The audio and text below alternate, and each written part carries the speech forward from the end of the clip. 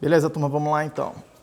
Vamos falar um pouco de... Na aula passada a gente falou de hashes criptográficos, falou um pouco da coisa, tá? Vamos falar de... Vamos começar a falar de um pouco do aspecto de cripto da coisa, tá? E o meu objetivo, hoje eu vou falar de campos finitos, mas o meu objetivo é chegar a vocês entenderem o que são assinaturas digitais.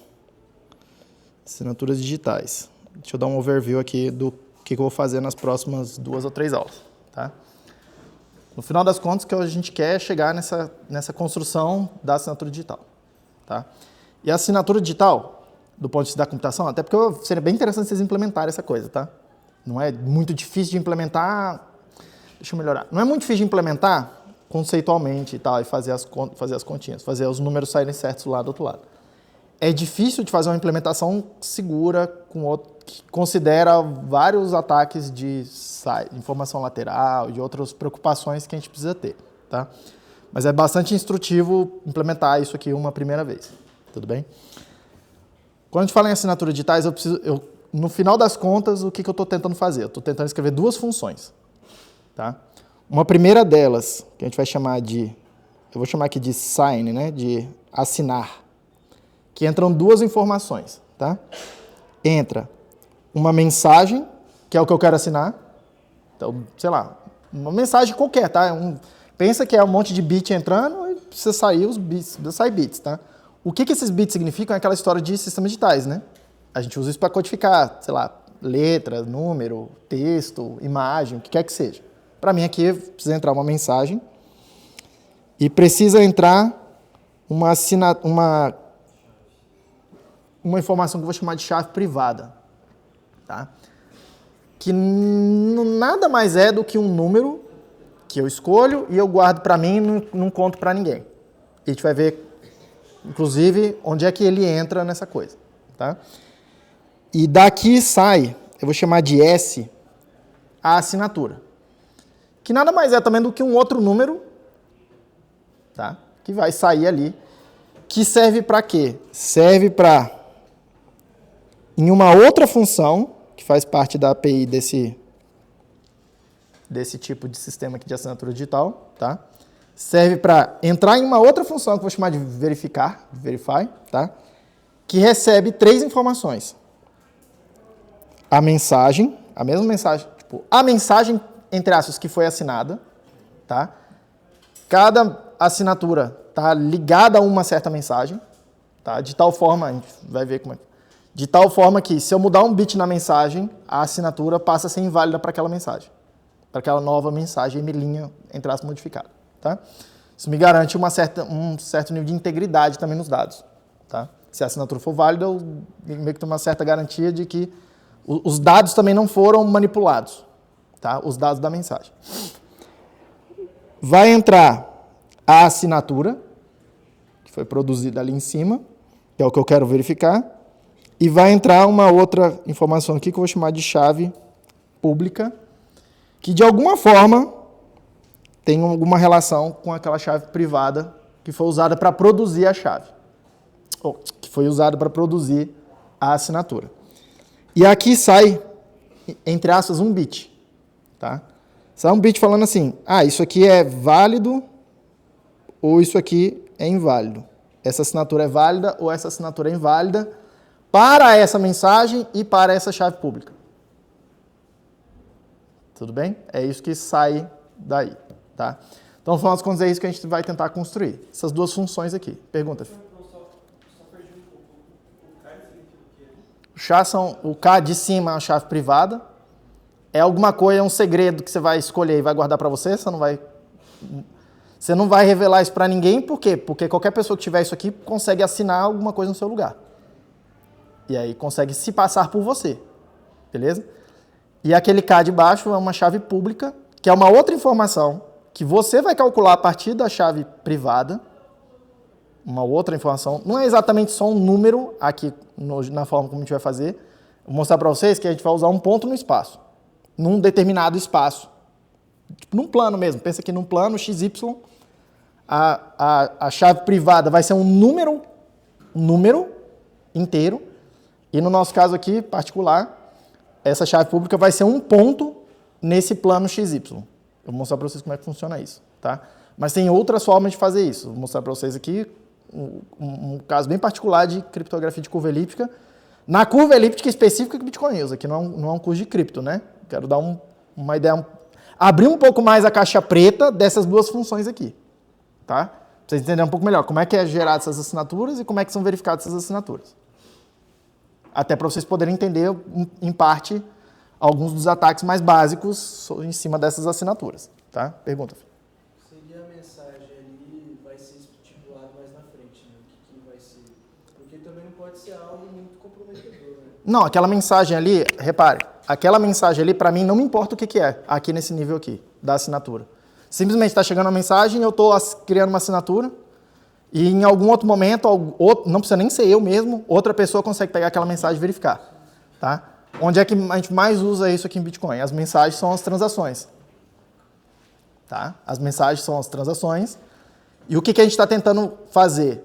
Lembra, cada transação, eu gosto de enxergar com uma caixinha preta, tem entradas e tem saídas. As entradas são dinheiro que alguém está tentando gastar, certo? Tá? E as saídas é dinheiro que alguém está recebendo.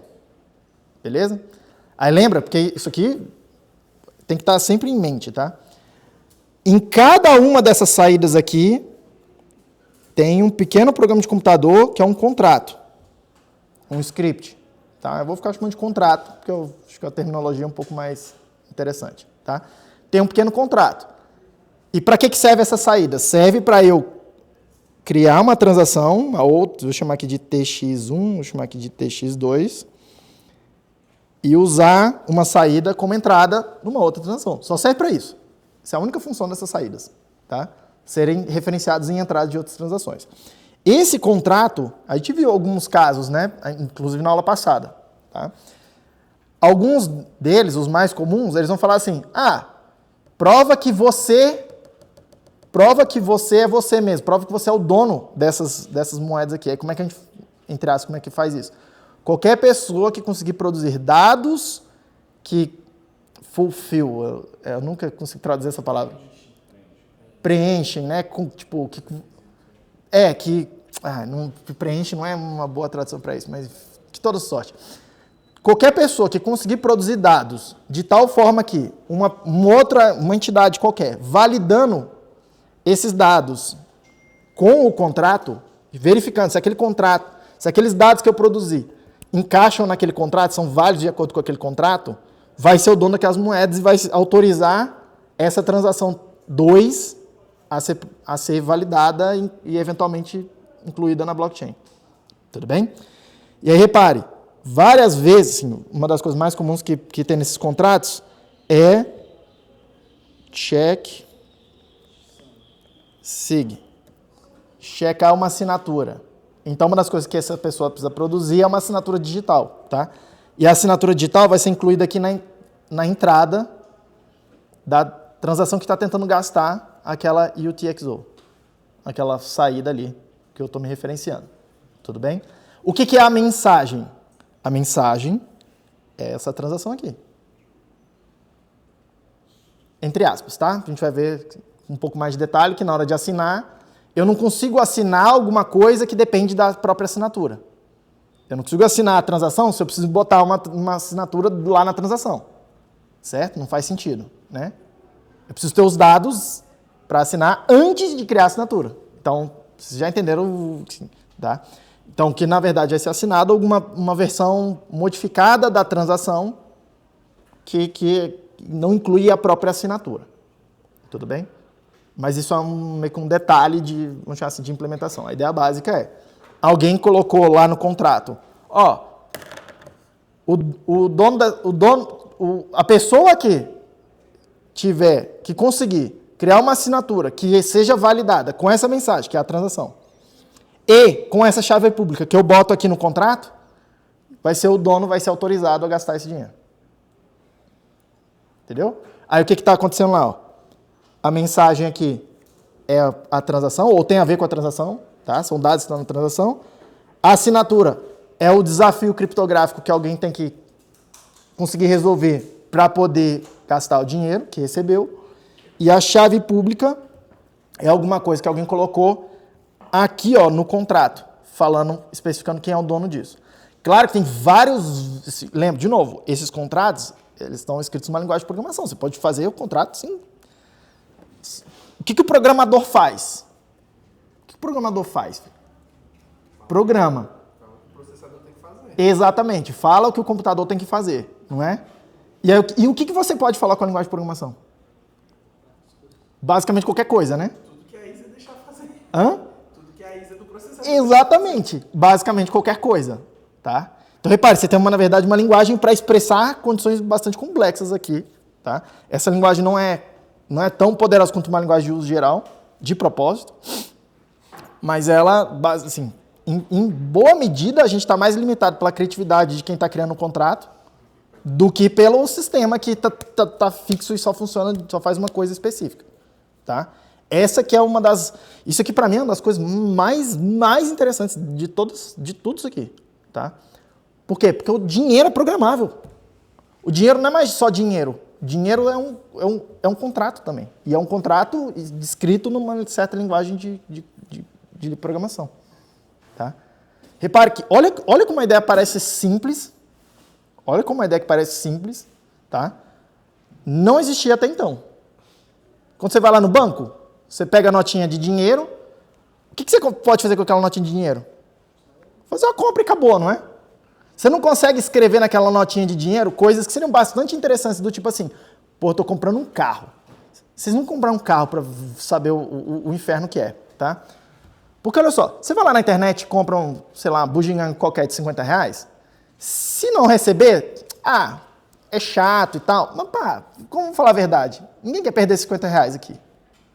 Mas se você perder R$50, tipo, também não vai mudar a tua vida, né? Tipo assim, pô, tu não vai passar fome por causa disso, provavelmente, tal. Tá? A maioria de quem está ouvindo aqui provavelmente sabe, o valor é relativamente baixo para você poder assumir essa perda. Tá?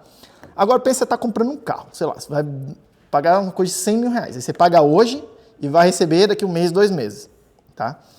Cara, seria bem interessante se você pudesse, no dinheiro, na hora que você está fazendo o dinheiro lá, na notinha, sabe? Ou no cheque, sei lá, alguma coisa, escreve assim, ó, eu estou pagando R$100 mil, mas esse pagamento só é válido na hora que sair o DUT do carro. Pá, aí eu entrego lá para o vendedor. Sacou?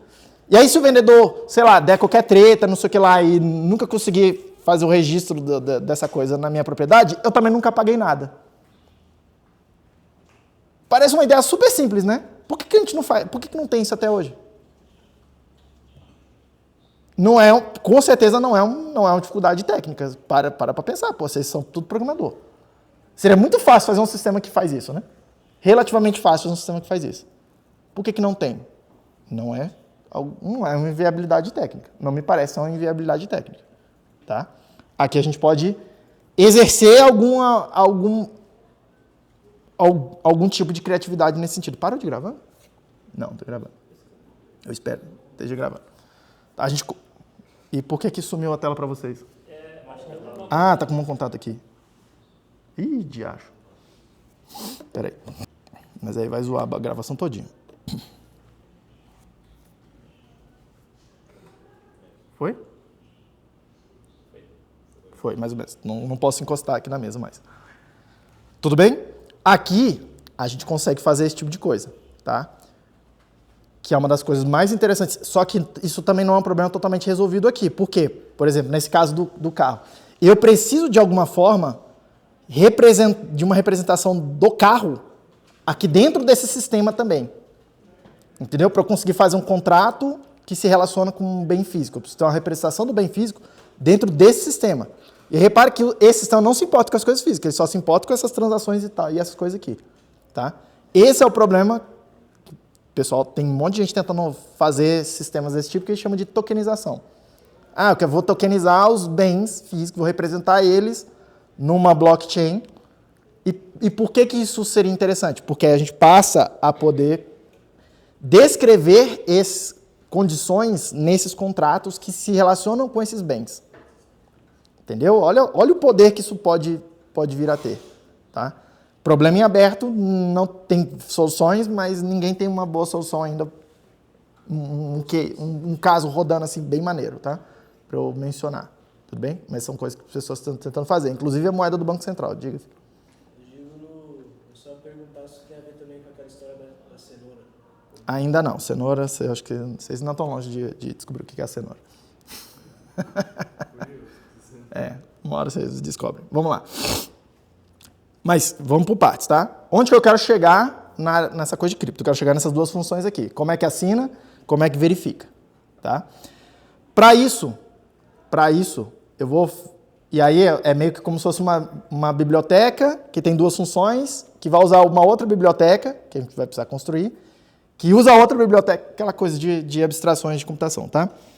Para eu chegar aqui, eu preciso construir, aí eu vou mostrar para vocês, eu preciso construir um grupo, tá? Um grupo é uma construção matemática, tá? Uma construção algébrica, que tem um conjunto de elementos e uma determinada operação, que eu vou chamar de mais. E aí eu acho que deu pau de novo na tela, não? E ele tem uma operação que aqui, para mim, eu vou chamar de mais, tá? E esse mais, a operação tem certas propriedades, tudo bem? Esse grupo aqui para a gente, tem várias formas de construir grupos.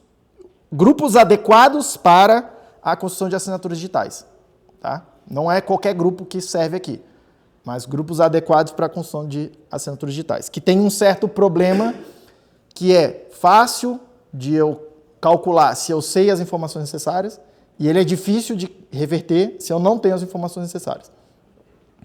Eu preciso dessa propriedade, tá? Uma coisa meio one way, né? Uma função de mão única, tá? Aqui, a gente vai construir o grupo usando uma curva elíptica. Que nada mais é do que um conjunto de pontos no espaço, num certo espaço, tá? Igualzinho vocês estudarem cálculo, né? Vocês estudavam em cálculo funções que entra x e sai y, não é assim? Funções de uma variável, mesma coisa, tá? Só que essas curvas não são funções, tá? Vocês vão ver aqui, por óbvio, tá? Para ser uma função, cada ponto do domínio, cada ponto da entrada, precisa ter um único correspondente na saída. Aqui nessas curvas eu não tenho essa restrição. Um ponto da entrada pode ter vários pontos na saída, tá? Por exemplo, se eu fizer um gráfico assim, ó, gráfico qualquer aí, doidão, tá? Se eu pegar um ponto aqui, x específico, tem 1, 2, sei lá, vou considerar esse aqui, 3, 4, y, 4 outros pontos que correspondem lá na saída. Isso não é uma função, mas isso é uma curva. Tudo bem? Eu consigo, inclusive, criar uma equação para descrever essa curva aí. Tudo bem? Uma curva elíptica vai ser um caso particular disso. Tá? E por que essa história de curvas elípticas? Por que esse negócio de curva elíptica é interessante? Tá? Porque essas chaves aqui, ó, nesses sistemas de curvas elípticas, elas tendem a ser bem menores em quantidade de bits que eu preciso para garantir um certo nível de segurança do que em outros sistemas criptográficos. Tá? Do que em outros sistemas. Tudo bem? Tipo RSA, outros sistemas que são com outros problemas algébricos envolvidos aqui. Tá? Só que para construir a curva elíptica, eu vou precisar de uma outra coisa antes, que é o que a gente vai falar hoje, que é a história de campos. Tá? Para construir a curva, eu vou definir para vocês o que é um campo, no caso, um campo bem particular, que é o campo finito. Tá? E o que vai ser um campo? Já vou para uma definição um pouco mais formal. Tá? Mas um campo vai ser um conjunto numérico que tem duas operações. Tá?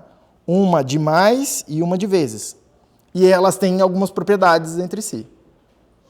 Tudo bem? Que são as propriedades que a gente já conhece e está careca de utilizar, tanto que a gente nem pensa mais nelas, tá? Tipo, a distributividade, a comutatividade, tem um elemento neutro e por aí vai. Todo mundo ok com isso? Então esse é o caminho que eu vou fazer, tá? Então hoje eu quero falar aqui de campos, em particular de campos finitos, que normalmente vocês não estudam campos finitos em lugar nenhum, tá?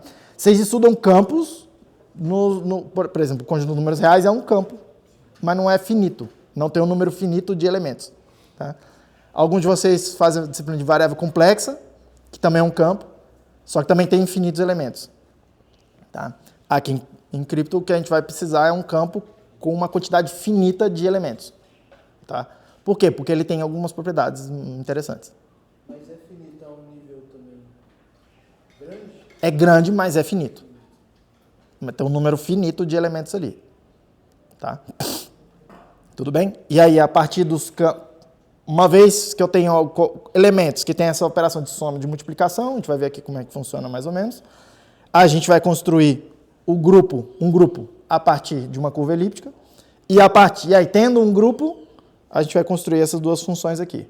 Tem várias formas de construir essas funções, tá? De assinatura digital. Eu vou mostrar uma bastante específica para vocês, que é o ECDSA, Elliptic Curve Digital Signature Algorithm, que é o algoritmo mais usado em Bitcoin. Mas tem um outro algoritmo, que é o Schnorr, que também é utilizado no Bitcoin hoje, de um upgrade mais recente, tá? Um upgrade que se chama Taproot. Beleza? Que foi, acho que é de 2021 que ele foi ativado. Não tenho certeza dessa data. Mas ele é mais recente e ele assim, não é tão usado ainda. Pergunta.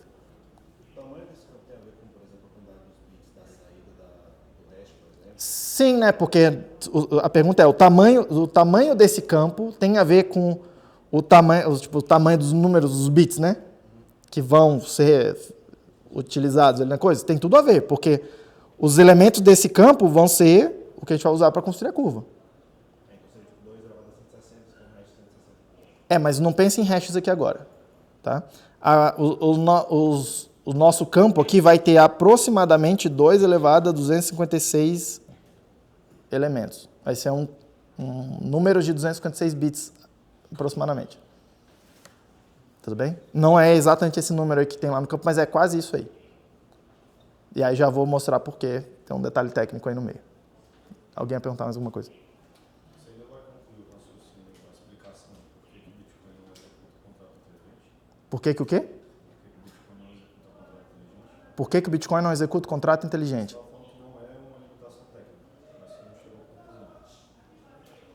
Não, ele executa um contrato inteligente no sentido de que o script que está aqui, junto com o script que está aqui, é isso que é um contrato inteligente. A rede da Ethereum é outro rolê. Por quê? Aqui na rede do Bitcoin, essa linguagem de programação é feita de propósito para não ser Turing Complete. Ela não tem jumps. Tá? Ela tem condicionais, mas ela não tem loops, por exemplo. Você não consegue ir executando alguma coisa assim, e aí voltar. Você não consegue fazer isso. Pelo menos não em princípio. Tá? E nem você consegue ir para frente, mas não consegue ir para trás. Percebeu?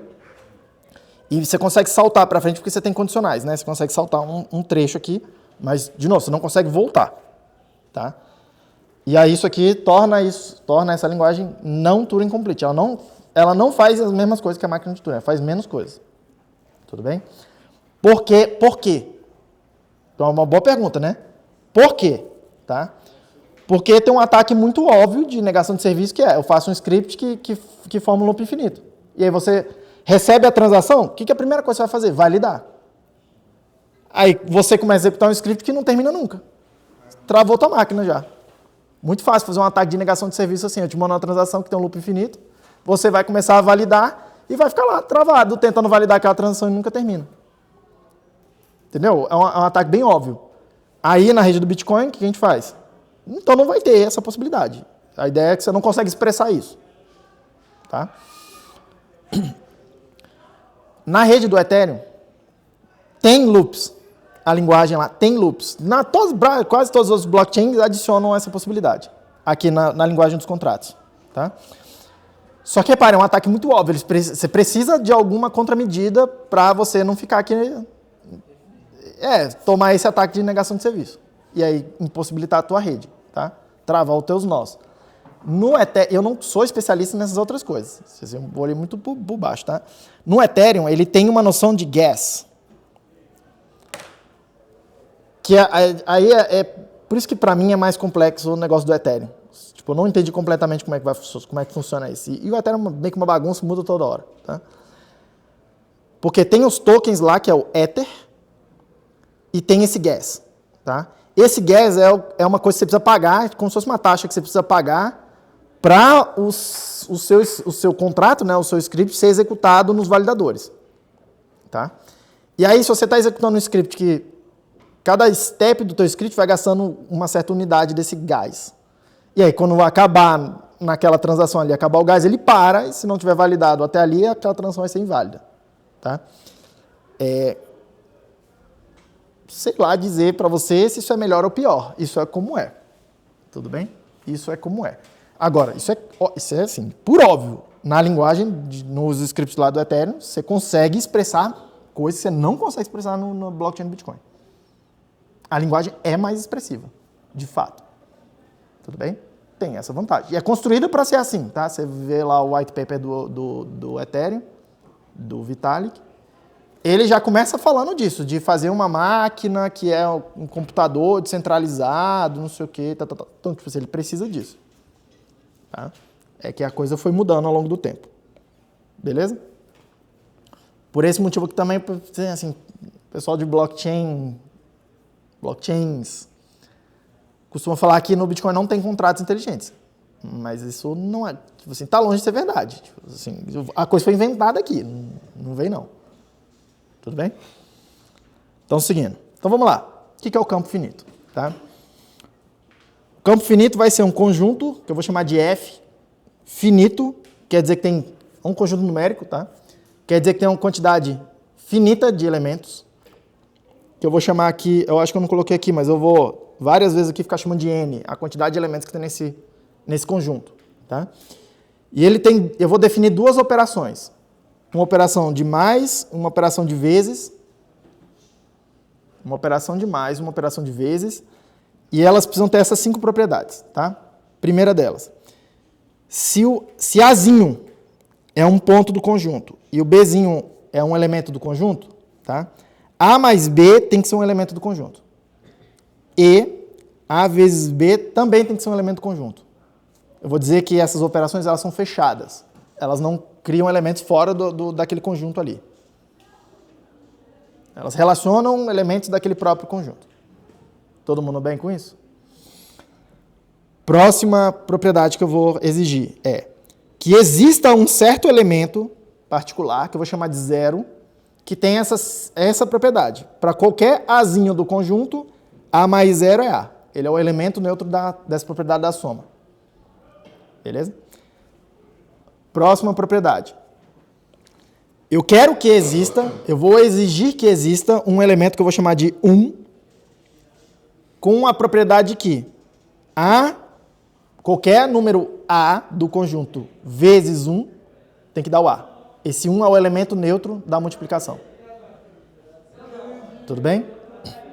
Pergunta. Não entendi esse 1. O que você não entendeu? A vezes 1 é 1. Ah, tá. Só Hã?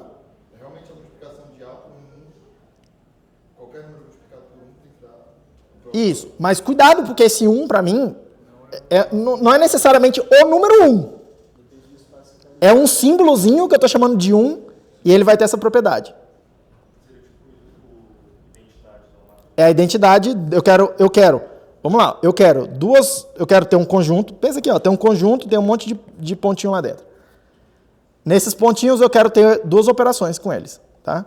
Mas, que pega um número A, um número B e produz um número C. Calma. O C tem que estar dentro do conjunto. O A e B, se estiverem no conjunto, o C tem que estar no conjunto. Eu quero uma outra operação, A vezes B, que pega dois elementos conjuntos A e B, produz um D, e o D tem que estar no conjunto também.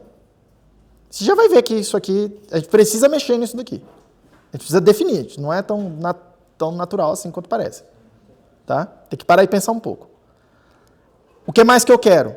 Eu quero que exista um elemento especial aqui dentro, ó, azulzinho, que eu vou chamar de 0.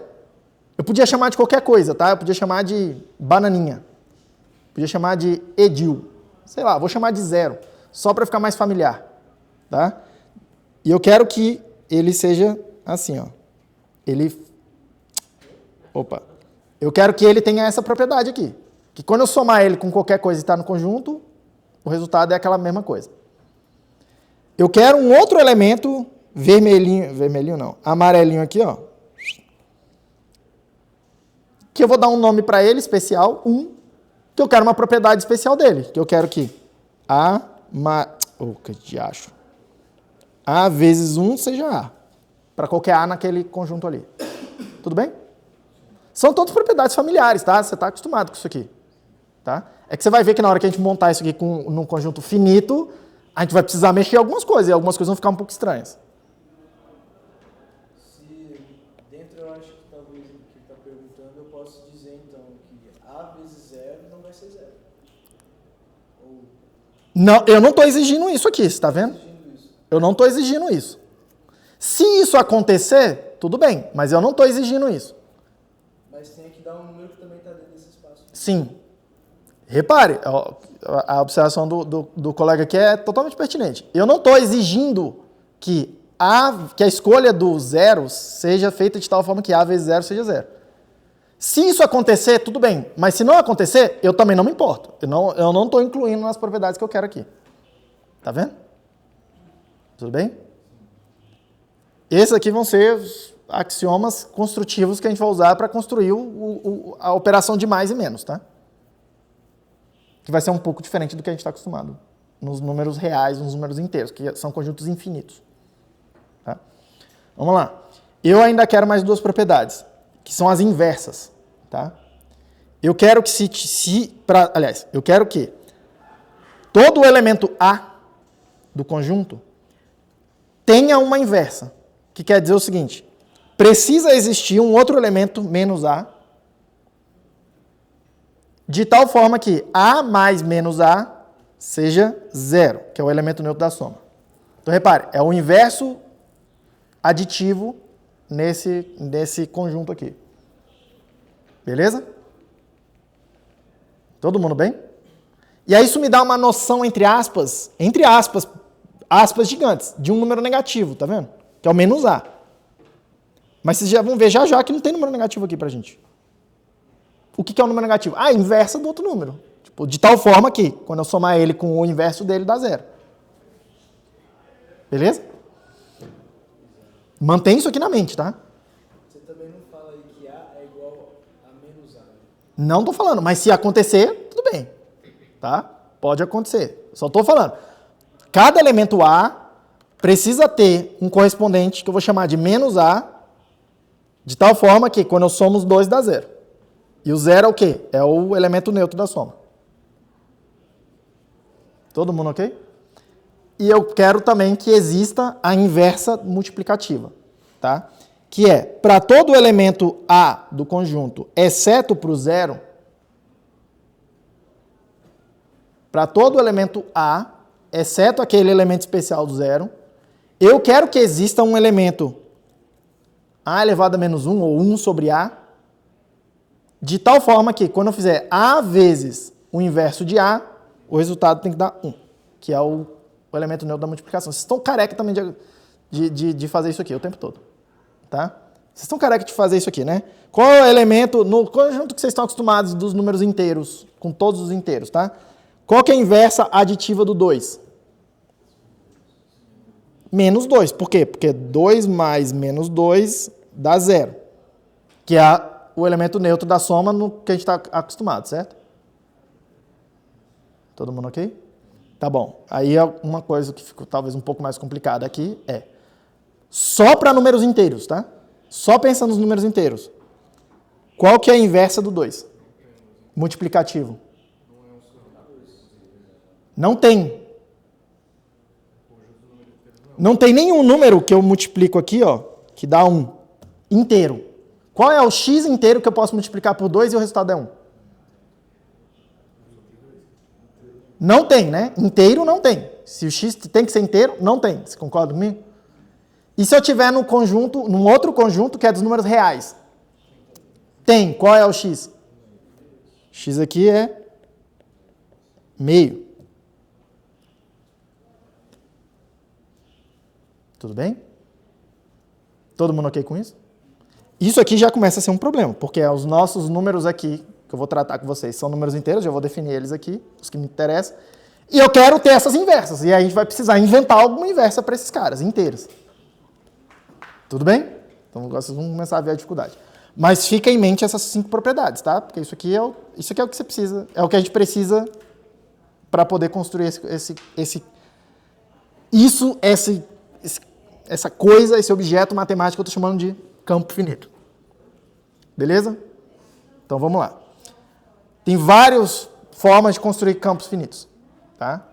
Aqui eu quero um caso bem particular, que é, eu quero pegar um conjunto de números inteiros, de 0 até um número p menos 1, onde p é primo. Escolhe um número primo, p. Sei lá, eu acho que todos os meus exemplos aqui é com p igual a 5. Só para ficar visível e a gente ver o que está acontecendo. Tá? Qual é o conjunto que vai me interessar se o p é igual a 5? É o conjunto 0, 1, 2, 3, 4. O conjunto com 5 elementos. Exatamente esses 5 elementos aqui. Quê? 4 não é primo, mas vai até o p menos 1. É para ter 5 elementos aqui. Ó. Se eu comecei no 0, 0, 1, 2, 3, 4. Tem 5 aí, não tem? Todo mundo bem? Tá? Tem outras formas, professor, de construir campos com conjuntos de elementos finitos? Tem várias outras construções. Aqui eu vou me ater a esta, tá? E é interessante vocês fazerem uma disciplina de cripto, ou pegar um livro de cripto e estudar os campos de Galois, que são campos com polinômios, e tem outras coisas que você pode fazer, que têm propriedades interessantes e podem construir sistemas criptográficos também. Aqui, para mim, é isso aqui. Tudo bem? Tudo bem? Então tá. Reparem, tá? Na hora de ter uma biblioteca, né? Tipo, que é uma hora isso precisa ser programado, tá? Precisa escrever as funções no computador. Vai ter algum parâmetro P que precisa ser definido, que é a quantidade de elementos que tem aí. Todo mundo tá vendo? E esse P tem que ser primo. Então vamos lá. De novo, tá? Eu vou, de novo. P igual a 5, os elementos são 0, 1, 2, 3, 4. Eu quero criar a tabela da soma. Podemos? A gente sabe somar, tá? Vamos lá. É o que a gente já sabe fazer. Soma normal que a gente está acostumado. Podemos? Então vamos comigo. Vai falando aqui comigo. Quanto que é 0 mais 0? Quanto que é 0 mais 1? Quanto que é 0 mais 2? 0 mais 3, 0 mais 4. Até aí tudo bem, certo? Todo mundo bem? Todos os elementos que eu coloquei aí estão dentro do conjunto, não estão? Então tá suave, né? Então vamos seguindo. 1 mais 0 é 1, 1 mais 1 é 2, 1 mais 2 é 3, 1 mais 3 é 4, 1 mais 4 é 5. Já tem um problema aqui, né? Qual é o problema? 5 não está no conjunto. Então vamos precisar consertar essa tabela depois. Por quê? Porque a soma que a gente está acostumado não vai servir.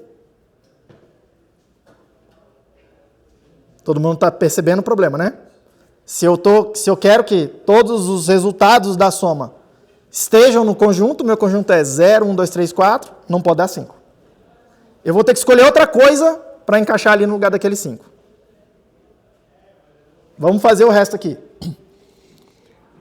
0 mais 2 é 2, 3, 4, 5, 6. Já apareceu mais um safadinho, a gente vai ter que resolver. Próximo. 3, 4, 5, 6, 7. 4, 5, 6, 7, 8. Todos esses caras aqui estão com problema, né? Todos esses caras aqui estão com problema. Vocês concordam comigo? Eu preciso trocar. Vamos lá, tá? Eu vou fazer uma construção de forma que fique o mais parecido possível com o que a gente já está acostumado, que é o que eu gostaria, tá? Só que esses elementos que eu marquei aí nessa região azul, eles não podem ficar aí, porque eles não existem no conjunto. No conjunto com 5 elementos, onde tudo acontece. Hã?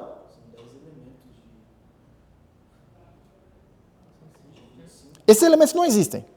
Tá. Vamos fazer uma coisa aqui agora. Eu quero que vocês voltem lá na aula de sistemas digitais. Tá?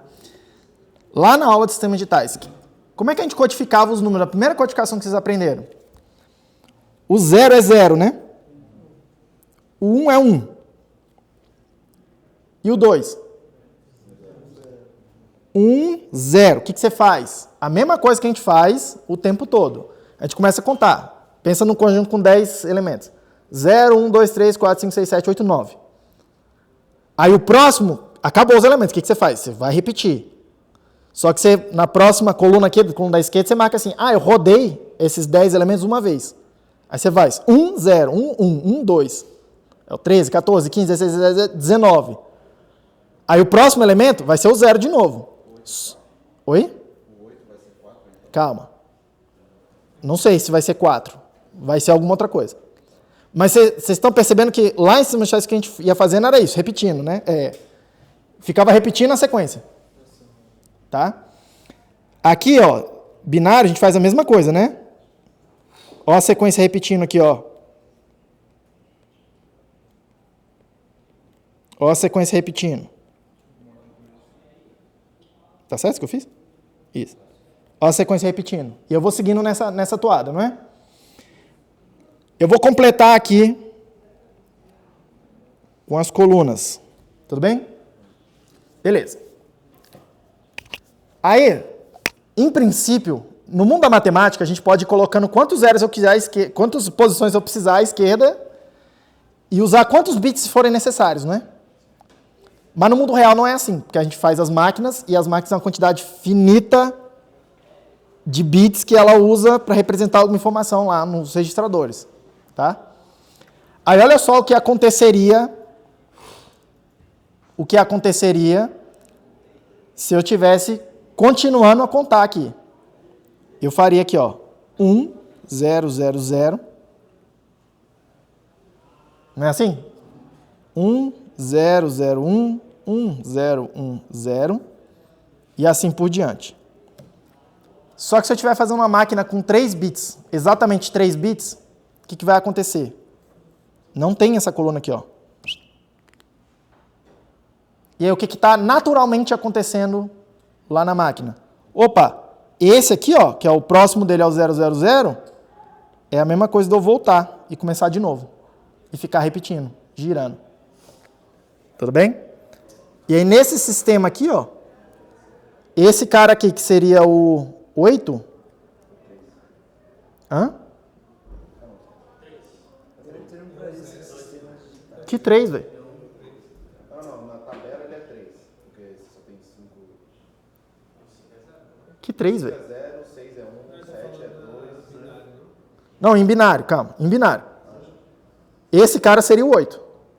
Esse cara aqui seria o 8. 1, 0, 0, 0. Seria o 8.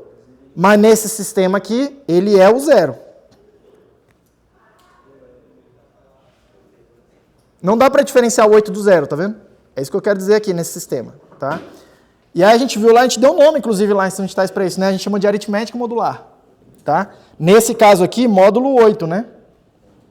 Tá? Módulo 8. Tudo bem? Que é como se eu tivesse em cima de uma linha, em vez de pensar nos conjuntos de números como uma linha,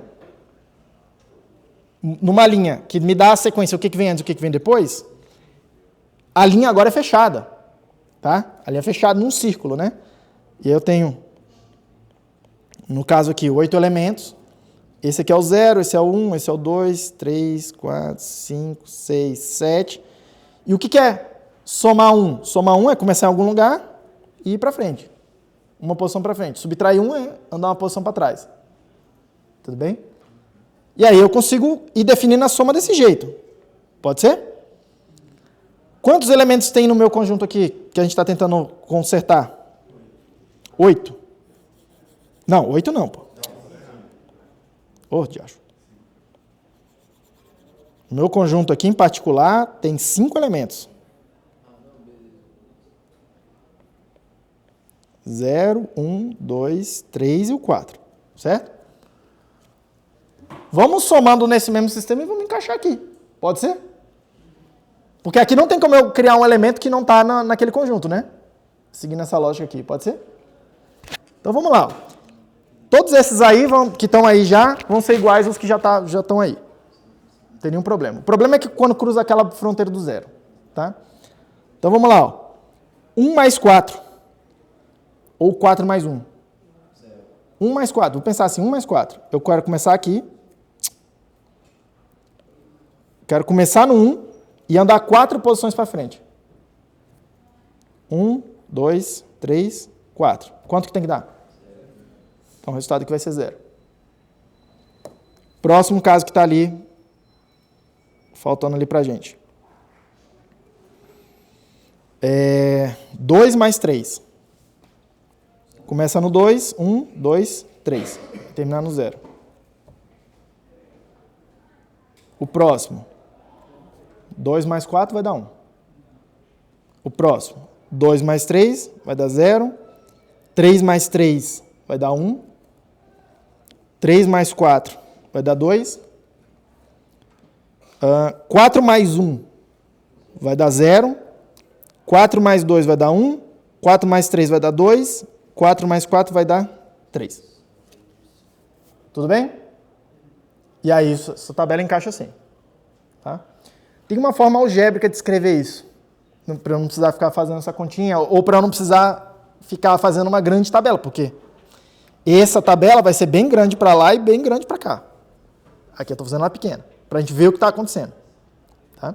Mas eu quero isso aqui com muitos números, um conjunto bem grande, tá? Em princípio. A gente vai escrever, então, o seguinte, que A mais B, eu vou escrever assim, ó, com um Pzinho embaixo.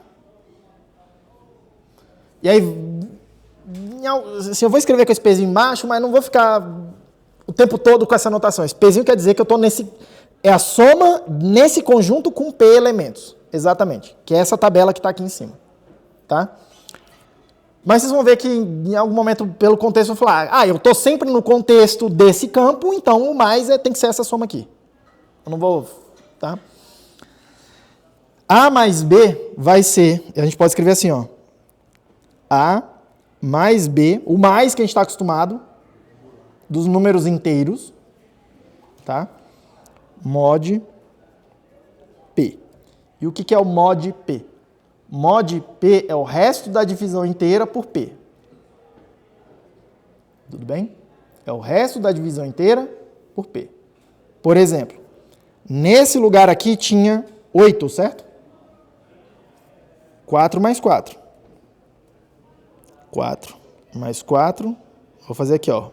Mod P. Isso aqui é 8 mod P. No caso aqui, o P é igual a 5. 8 dividido por 5. Volta lá quando vocês aprenderam lá na tia sei lá quando, na segunda série, na terceira série. Acho que na segunda série, não. Lá pela terceira ou quarta série. Vocês aprendem a divisão, né? Como é que você faz? Você vai colocando quantidades inteiras, que 1 vezes 5 vai dar 5. Se eu botar 2, dá 10. Aí já passou do 8. Lembra disso? Então, isso aqui vai sobrar 3. 3 já é menor do que 5, então acabou. Tá? Aí o que está escrito aqui? Está escrito que 8 é 5, é uma vez o 5. Deixa eu escrever assim. É uma vez o 5, que é o P. Hã? 0 o quê? Não, é uma vez o 5. Uma vez o 5. Mais 3, que é o resto. E a divisão isso aqui é a divisão, esse aqui é o resto da divisão. Tudo bem? Que deu 3, que é o que a gente colocou aqui, ó. Eu gosto de pensar assim, ó. 8 mod 5 quer dizer que eu tenho que dar uma volta de 5 posições, naquele círculo de 5 posições, uma vez inteira, que é aquele 1. E na última volta eu não vou completar, eu vou cair em cima do 3. Que é exatamente o que a gente está tentando fazer. Todo mundo ok com isso? Todo mundo ok com isso? Hã? E é bem interessante, sim, eu não vou ficar provando tantas coisas aqui, mas é bem interessante porque essa operação do mod, eu posso escolher a hora que eu vou fazer ela. Eu posso fazer ela no começo, eu posso fazer ela no final. Tá? Mas sempre tipo assim, no final das contas, tem que terminar dentro do conjunto um número entre 0 e P menos 1. Sempre vai ser isso. Tá? De tal forma que eu posso fazer 4 mais 4 mais 4 mod P. Eu posso escolher fazer isso aqui primeiro. E aí fazer o mod, que é 8 mod 5, a gente viu que dá 3. Isso aqui é igual a 3 mais 4 mod 5. Deixa eu escrever aqui. Tá? 3 mais 4 dá 7. Dividido por 5 dá 2. Certo? Então isso aqui é 2 mod 5. E aí reparem que eu fiz a operação do mod aqui dentro. Ou eu posso deixar para fazer só no final. 4 mais 4 mais 4 é 12. 12 dividido por 5 dá 2 e sobra 2. Que é 2 mod 5. Beleza? Essa propriedade é bem interessante, porque a gente pode ir na hora de programar esse sistema, essa coisa aqui, tá? Você tem vários caminhos para calcular a mesma coisa. Você pode ir calculando o mod ao longo do caminho o tempo todo, só que mod envolve uma divisão, de alguma forma, e a divisão é meio cara. Lembra que vocês viram no sistema de tais? Que a multiplicação e a divisão elas são caras computacionalmente. Tá? Ou você pode ir fazendo a soma e ter mais resolução e fazer tudo no final, ou ir fazendo em passos no meio do caminho. Tá? Eu, quando estou implementando esse tipo de coisa, toda vez que eu vou aplicar o mod para reduzir o tamanho de alguma coisa, eu digo que eu estou normalizando a conta. Tá? Então você pode ir, não importa a hora que você faz isso. Todo mundo bem com isso aqui? Todo mundo bem? Então essa vai ser a soma para a gente. Tá?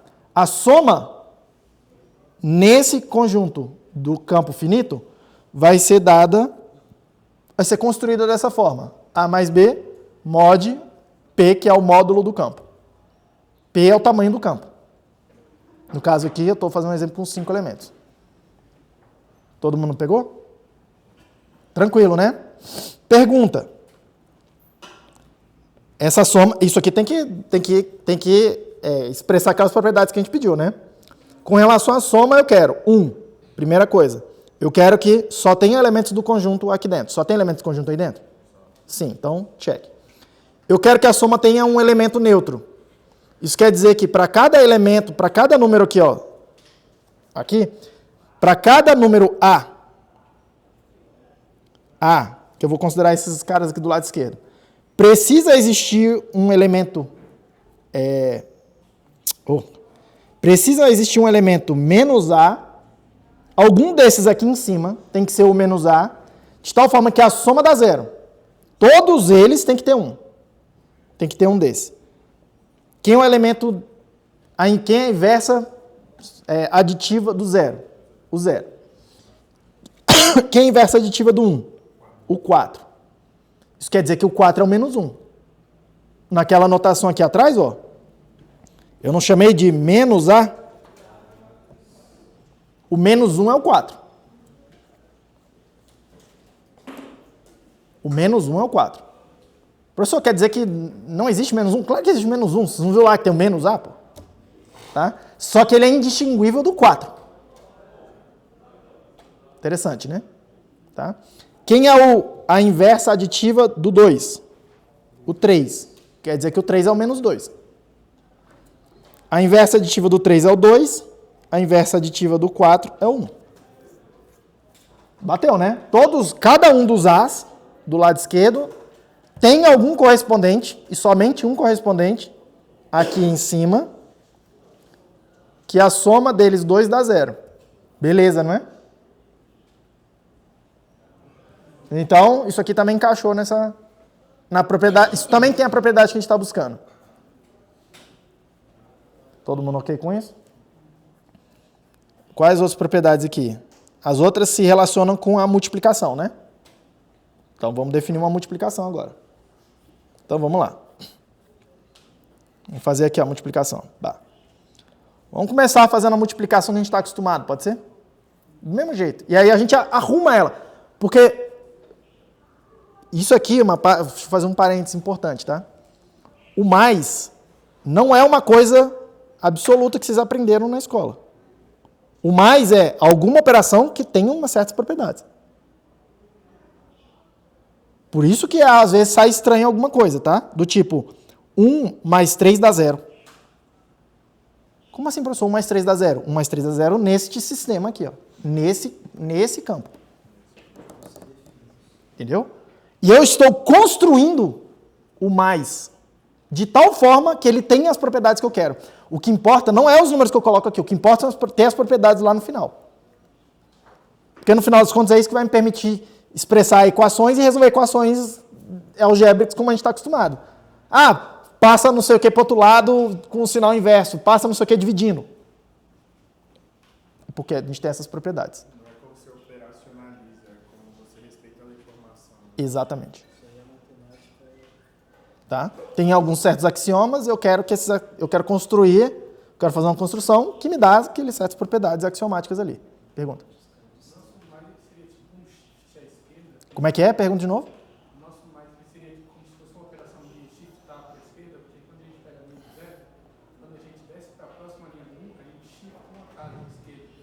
Ah, eu não diria que ia fazer um shift à esquerda, porque você vai ficar pensando que é fazer o shift aqui dos bits e o shift dos bits é multiplicar, né? Multiplicar e dividir. Eu não gosto muito de pensar que é shift, não. Ficou assim. Tá? É o que é mais fácil depois, logicamente. Não ligando com a parte do... Só pensa assim, ó. A mais B mod alguma coisa. E esse alguma coisa precisa ser conhecido, tá? É um parâmetro do campo específico que você estiver trabalhando. Você pode fazer uma biblioteca, inclusive, que faz A mais B, que tem uma operação de soma, e a operação é a conta que faz lá dentro é A mais B, mod P. Tá? Aí você passa o P para ele e define o mais para qualquer campo. Diga, filho. Como que o campo fosse exatamente 2 elevado a 256? Isso seria o P ou seria o P quadrado? Seria 2 elevado a 256. Supondo que o campo... Vocês vão ter mais ou menos 2 elevado a 256. Suponha que a sua pergunta é, supondo que o campo tem 2 elevado a 256 elementos, Esse é o P, né? esse é o P. Eu já vou mostrar por que isso não funciona. Lembra que aqui no meu caso, o P tem que ser primo. Primeiro, eu estou simplesmente falando, o P tem que ser primo. Mas eu já vou mostrar o que acontece quando o P não é primo, aí vocês vão ver que vai dar problema nisso que a gente está fazendo. E aí, a gente, em vez de consertar isso, a gente vai falar, não, vamos ficar só, só com o P primo. Tudo bem? Mas você pode consertar isso? Pode consertar. Tá? Para o P não primo. Tudo bem? Não tem nenhum problema. Você pode ir lá e consertar o problema que vai dar. Mas a gente não vai se interessar por isso. Tá? Então vamos lá. Multiplicação. Multiplicação a gente está acostumado, tá? 0 vezes 0 dá 0, 0 vezes 1, 0 vezes 2, 0 vezes 3, 0 vezes 4. 1 vezes 0 dá 0, 1 vezes 1, 1 vezes 2, 1 vezes 3, 1 vezes 4. Até aqui está tudo bem, né? 2 vezes 0 dá 0, 2 vezes 1 dá 2, 2 vezes 2 dá 4, 2 vezes 3 dá 6, que já não pode, né? Aqui não pode. Calma. 2 vezes 4 dá 8. 3 vezes 0 dá 0, 3, 6, 9, 12. 4 vezes 0 dá 0, 4, 8, 12, 16. E aí a gente tem um problema que esses caras aqui não podem ficar aqui, certo? Vocês estão comigo ainda? Esses caras não podem ficar aqui. Então vamos precisar consertar a multiplicação também. Tá? Só que você pode pensar que a multiplicação, eu gosto de pensar assim, é tudo números inteiros. A multiplicação são somas sucessivas, né? Você pode pensar dessa forma, tá? A gente vai fazer isso em outros momentos também. De tal forma que, quanto que é 3 vezes 2? 3 vezes 2 é 2 mais 2 mais 2. Isso tem que funcionar. E a gente já definiu a soma. Para encaixar no que a gente está tentando fazer, isso aí tem que funcionar. Tá?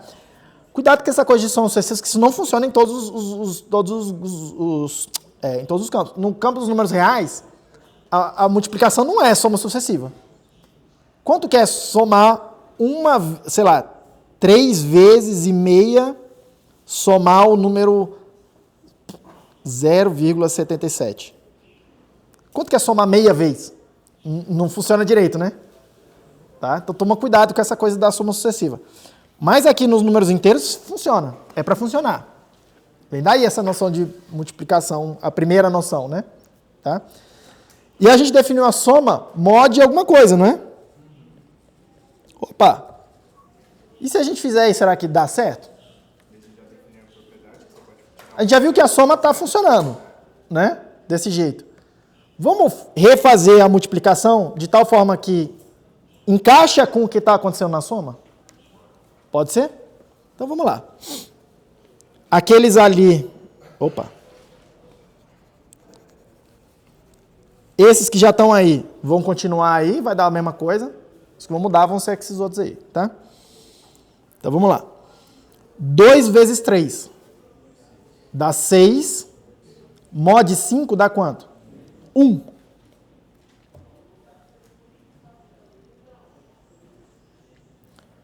Dois vezes 4 dá 8. Mod 5 dá 3. 3 vezes 2 dá 6. Mod 5 dá 1. 3 vezes 3 dá 9. Mod 5 dá 4. 3 vezes 4 dá 12. Mod 5 dá 2. Você deu 2 voltas inteiras e caiu em cima do 2. Certo? Não é muito difícil de calcular a parada. Você pode fazer a divisão, ou você pode ir subtraindo P, até não dá mais para subtrair P. Então, 12 menos P dá 7. No caso, P é 5. Menos P dá 2. Acabou. É uma forma de calcular. Ou somando P, né? Se estiver no lado dos negativos, vai somando P até chegar no range que você quer. Próximo. 4 vezes 2 é 8. Mod 5 é 3. 12 dá 2. 4 vezes 4 dá 16. Mod 5 dá 1. Certo? Beleza. Vamos ver se encaixa. Primeira pergunta. Aí, marcado de vermelho na tabela. Tem algum elemento fora do elemento F, do conjunto FP? F5? Não. Só tem 0, 1, 2, 3, 4 aí. Então, check. Essa operação ficou fechada. Todos os elementos A, com exceção do 0, precisam ter um certo elemento B, que quando multiplicado, o resultado dá 1, que é a inversa deles. 1 vezes 1 dá 1, e o 1 é a inversa do 1. Isso quer dizer que o menos 1 é 1. Certo? O menos 1 é 1. Por quê? 1 vezes menos 1... Mas agora a multiplicação é elevada a menos 1, não? Não, aqui é vezes, né? Não, 1 vezes menos 1. Oi, eu tô falando besteira. Ô, diabo. Eu não almocei, aí eu tô falando merda. Eu tô ainda lá escrevendo a da soma. 1 vezes menos 1, que é a inversa do 1. É isso. Vezes 1 elevado a menos 1, que é a inversa do 1. Tá? Tem que dar 1. Aí eu vou lá na linha do 1. Procuro qual é o outro número cuja multiplicação dá 1.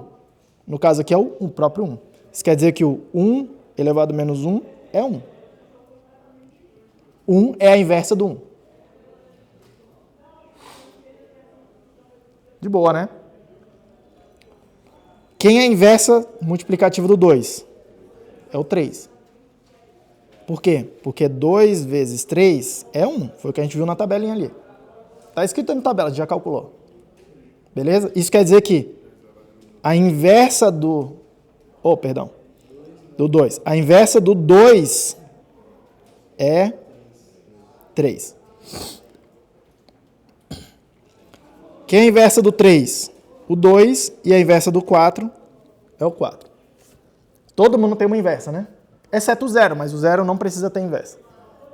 Na definição. Pergunta. É interessante também não ter nenhuma interseção. Como assim? Eu digo nesse caso, eu acho que é 1 deu ele. Ali 2 com 3, 3 A deu 3 com 2. Vai ter alguma simetria nessa tabela aí, porque os elementos que estão aqui são os mesmos elementos que estão para lá, né? Nesse caso aqui tem uma certa simetria assim, né?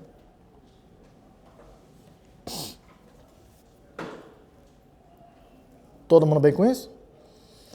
E a gente pode escrever isso aqui da seguinte forma. A vezes o vezes desse grupo aqui, desse campo. B vai ser A vezes, o vezes que a gente está acostumado, os números inteiros.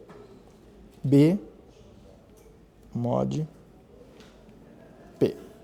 Mesma coisa. Todo mundo ok? E as inversas? As inversas são esses caras, tal que A vezes a inversa dá 1.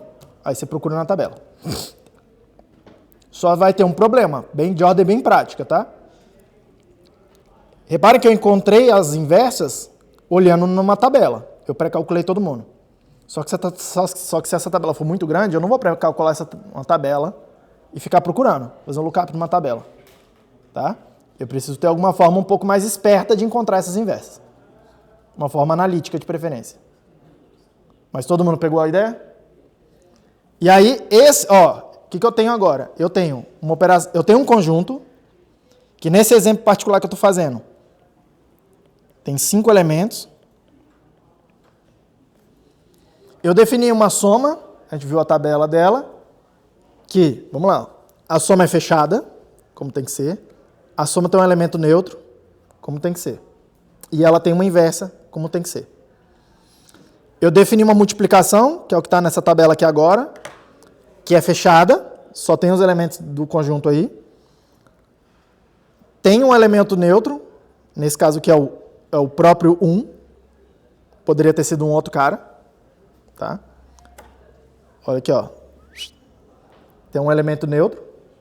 Tá? De tal forma que qualquer coisa vezes aquele 1 não altera o número. E tem cada um dos A's, com exceção do 0, tem uma inversa. São esses que eu marquei de roxinho aí. Cujo produto dá 1. Todo mundo ok com isso? Todo mundo bem com isso? Ótimo. Isso é o campo. Vocês já sabem tudo que precisa ser sabido para os campos. Tá? Inclusive, você pode programar isso aqui, né? Agora sim. Tá? O que você faz? Você cria, sei lá, uma estrutura que vai guardar. Aí tem várias implementações. Você pode fazer uma estrutura que vai guardar o próprio número, né? O número X, e guarda, por exemplo, o P também junto. E aí toda vez que você aí você define uma soma que pega 2 elementos desse tipo específico, soma eles 2 mod P, só que você tem o P junto lá. Você consegue fazer, inclusive, uma verificação de erro, porque se os P's forem diferentes desses números, não é para você conseguir somar. Você está em campos diferentes. Campos diferentes não é para somar, isso aqui é fechado nesse campo. Beleza? Aí você tem várias estratégias, sei lá de Haskell, você pode definir um tipo para um P específico, você não precisa guardar o P junto do negócio. Tá? Em Python, você não vai ter o tipo para te ajudar, não é tão poderoso, né, o sistema de tipo, você, sei lá, guarda o P junto, ou cria uma classe, sacou? E aí faz só as coisas só fechadas dentro da classe. Tá? Faz algo dessa natureza. Então você consegue construir um objeto que representa esses números aí, você consegue fazer uma operação de soma entre esses objetos, que é só somar os números e fazer mod P. Claro que, se você fizer bem naive, tá? Sei lá em Python lá fazer, não sei o que, mod P, vai dar certo e tal, mas vai ficar bem ineficiente. Na maioria, assim, para o que você estiver fazendo aqui na linha de comando e coisas pequenas, não vai dar nenhum problema. Ainda é muito rápido, tá? Mas para verificar milhões de transações, fazer milhões e milhões e milhões de operações dessas vai ficar muito custoso, vai acabar ficando demorado. Você precisa achar um algoritmo que faça isso um pouco mais rápido, essa soma e essa multiplicação. E aí, não é o meu intuito aqui, mas é bem interessante estudar isso, tá? Inclusive, lá no Bitcoin, tem um projeto específico que cuida só disso aqui. E uma das partes dele, mais fundamentais, é essa daqui, ó, dessa aritmética, tá? O projeto chama libsecp 256K1. Ela faz um monte de coisa. Tem hash, tem as assinaturas, não sei o quê. E a interface de alto nível, né, a API, que você de fato quer usar, não tem isso aqui. Tem as assinaturas digitais, tem uns hash, tá? Só que se você caçar lá no código-fonte, você vai achar em algum lugar, tem alguma coisa para implementar isso aqui. Porque essa é a operação que vai estar acontecendo o tempo todo por baixo dos panos para a gente construir as outras camadas. E aí lá tem implementados algoritmos rápidos para fazer isso num campo específico, que é o dessa curva SECP 256K1, no campo específico que ela usa. Tudo bem? Então vamos lá, seguindo aqui. Vamos seguir aqui. Então fiz a soma, fiz a multiplicação, blá blá blá, isso aqui eu já fiz, isso aqui eu já fiz. Vamos fazer aqui... eu não fiz a tabelinha para mim facilitar a vida. Não fiz a tabelinha para facilitar a minha vida. Então eu vou usar essa daqui. Eu vou estender essa daqui, tá? Um 5 e um 5 do lado de cá. Vamos fazer a tabela do P igual a 6, que não é primo, né? Do outro campo que tem 6, e vamos ver o que acontece, para vocês verem o porquê que eu vou ficar só nos primos, tá? Aqui. Vamos lá, seguindo a mesma toada, tá? 0 vezes qualquer coisa aqui vai dar 0. 1 vezes 0 dá 0. 1, 2, 3, 4, 5. Agora o 2. O 2 começa a ficar mais interessante. 2 vezes 0 dá 0. 2 vezes 1 dá 2. 2 vezes 2 dá 4. Mod 6 continua sendo 4. 2 vezes 3 é 6. 2 vezes 3 é 6. Mod 6 dá 0. 2 vezes 4 é 8, mod 6 dá 2. 2 vezes 5 é 10, mod 6 dá 4. E aqui você já começa a ver um problema, que é o 2, do jeito que está definida essa operação, o 2, qual é a inversa multiplicativa do 2? Não tem. Quem seria a inversa multiplicativa? Algum número aqui, onde desce 1 numa dessas células. Só que não tem nenhuma dando 1. Isso quer dizer que se eu pegar um conjunto com um número de elementos que não é primo, eu começo a ter essa dificuldade. Essa multiplicação que a gente definiu não vai servir. Dá para consertar? Vocês concordam comigo que precisa redefinir a multiplicação. Eventualmente a soma também vai quebrar. E aí precisa ir lá e consertar a soma também. Tá? É aí que começa a dificuldade dessa coisa. Todo mundo ok com isso? Dá para fazer? Dá para fazer, tá? Mas não é o que a gente vai fazer. Só quero mostrar, tentar justificar minimamente por que o P tem que ser primo para mim. Tá? Porque eu não quero cair nessa dificuldade aqui. Então eu vou me restringir e falar, o P tem que ser primo. E no meu caso particular, o P vai ser um primo muito específico, tá? A gente só está interessado numa curva específica, né? Num campo específico. E tudo é feito em cima desse mesmo campo. Todo mundo bem com isso? Isso aqui sempre acontece quando o P não é primo, tá? Ainda, vamos lá. Ó. Mais coisas. Que é basicamente notação. Mas notação importa, tá? Eu posso definir, eu tenho mais e eu defini a multiplicação como somas sucessivas, né? Várias somas. E aí o mais estava bem definido, a multiplicação ficou bem definida. Se eu tenho a multiplicação, eu posso pensar em multiplicações sucessivas. E pensar aqui, A elevado a N,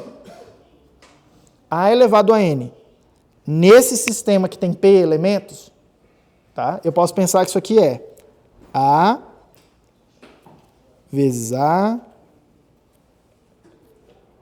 vezes A, N vezes.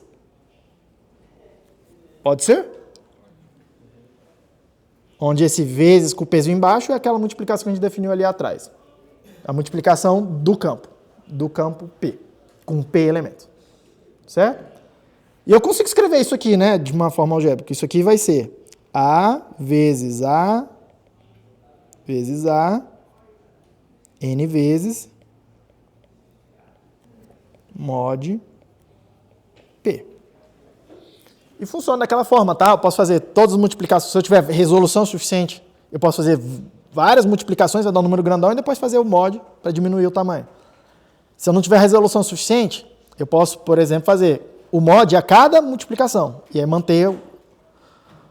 Qual que é o lance do mod, né? Vocês estão eu espero que vocês tenham percebido que o mod vai diminuindo a coisa para ficar sempre dentro de um tamanhozinho, de um tamanho, né? O mais vai fazendo o número crescer e o mod joga ele de volta para dentro do tamanho máximo que ele pode ter, que é P-1. A multiplicação vai fazendo os números crescerem e o mod vai jogando ele de volta para dentro do tamanho máximo que eles podem ter, que é P-1. Certo? Tudo bem? Ai, ai, ai. E aí tem várias formas de implementar isso aqui, tá? Assim, eu só quero comentar uma que parece meio... porque nem sempre a melhor escolha é a escolha mais ingênua, tá? Se eu estiver usando 256 bits e eu quero implementar isso numa máquina que tem operações de 32 bits, tá? O que você poderia fazer? Você poderia representar cada número com 4 registradores, né? De 32. Aliás, 4 não, 8, né? Oh, caramba. Isso aqui dá 64, 128.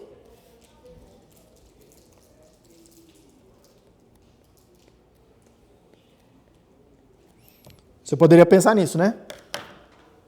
Ah, em C, o que você pode fazer? Você faz um vetor de números de 32 bits com 8 posições. Um array. Certo? Ah, eu preciso multiplicar esses caras. O que você vai fazendo? Vocês aprendendo esses digitais, né?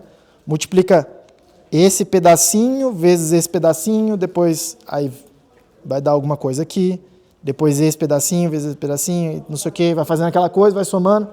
Só cada vez que você multiplicar, você precisa fazer mod o tamanho dessa coisa aqui. Aí dá uma certa complicação, porque tem que ficar fazendo divisão também toda hora. Tá? Outra coisa que você pode fazer é, em vez de usar 8 casinhas, você pode usar mais. Você pode fazer, por exemplo, sei lá, 10 casinhas. Tá? Dividir o número em 10 pedaços aqui. 1, 2, 3, 4, 5, 6, 7, 8, 9. 1, 2, 3, 4, 5, 6, 7, 8, 9, 10. Uma ficou maior que a outra. Tá? 10 de 32. Você tem 320 bits agora. Tranquilo? E aí, quando você for fazer, por exemplo, soma, quando você somar esse pedacinho de um com um pedacinho do outro, o A que está aqui com o B que está aqui, só esse pedacinho, que é o que vai acontecer, né? Coluna por coluna. O número que está aqui, ó, vai ter uma parte de 32 bits que te interessa e uma parte que é como se fosse uma resolução estendida. Que te permite fazer o quê? Ficar somando na coluna sem fazer um mod, né? Tá vendo? Você tem mais espaço para fazer várias somas dentro da mesma coluna, que vai sobrar espaço também. E você vai ocupando essa coluna, tá? E aí lá no final, depois de fazer várias, você faz o mod, por exemplo, fazer a normalização. É normalmente implementado assim. Tá? É bem interessante estudar, principalmente para quem é de computação, ver como é que isso aqui é implementado. Tá? Isso do ponto de vista de eficiência, né? Tá? Tem outras preocupações ainda. Segue o baile, ó. Se eu tenho multiplicação, eu posso pensar em definir uma divisão. A divisão tem que ser o inverso da multiplicação. Tá? De tal forma que eu gostaria de poder escrever 7 vezes 8, que é igual a 56, nos números reais, nos números inteiros. Tá? Eu gostaria de escrever, tá, que isso aqui implicasse que 56 dividido por 8, escrevendo em linha, dividido por 8, isso aqui é para ser 7. Essa que é a ideia da divisão, né? O contrário. Beleza? a gente pode criar uma tabela para divisão também, né? Como é que a gente faz? Vai encaixando coisas de tal forma, números ali, de tal forma que isso aqui funciona. Tudo bem? Podemos fazer? Vamos lá. Eu vou fazer os primeiros são mais óbvios, eu faço alguns do meio explicitamente e depois só preencho, tá? E aí vocês conferem cada um por si. 0 dividido por 1, 0 dividido por 1, eu não vou dividir por 0, tá? Mas vamos lá. 0 dividido por 1 tem que ser um certo número n, que é o que eu quero preencher na tabela. 0 dividido por 1 tem que ser o número n. Só que para isso ser verdade, eu quero encontrar um n de tal forma que n vezes 1 seja 0. É isso que eu estou procurando. Beleza? Qual é o n que vezes 1 dá 0? 0. Então eu vou botar ele aqui, ó. Esse aqui não vai ter, tá? Porque é dividir por 0, né? Todo mundo entendeu? É, eu estou fazendo aqui, ó, 0 dividido por 1.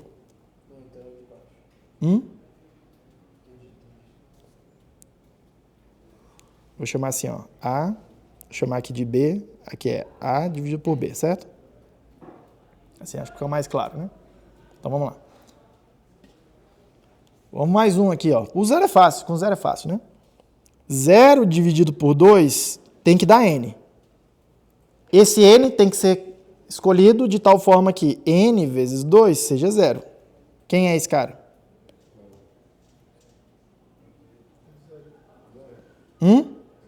0.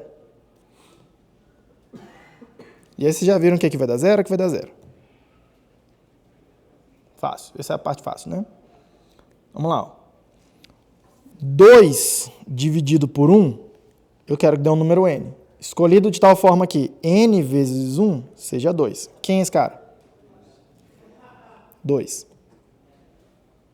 Tem uma coisa errada aqui. Quê? Ah, porque aqui é o 2. Certo? 1 dividido por 1 tem que ser um n de tal forma que n vezes 1 seja 1. Que é o próprio 1. Eu estou fazendo... É aqui? Tá bom, perdão. Aí vai ficar ao contrário da minha tabela aqui, eu vou me ferrar. Eu faço direto. Tipo assim, eu começo a fazer o freestyle aqui, aí eu... Não, fica assim. Hã? Não, deixa assim, vambora. Vambora, tá? 3 dividido por 1 vai dar 3, 4 dividido por 1 vai dar 4. Repara que eu não estou fazendo história de mod, não sei o quê. Eu estou olhando e falando, tá bom, eu tenho a multiplicação. Eu não tenho a divisão definida. Eu tenho a multiplicação. Eu estou construindo alguma coisa, que é uma divisão,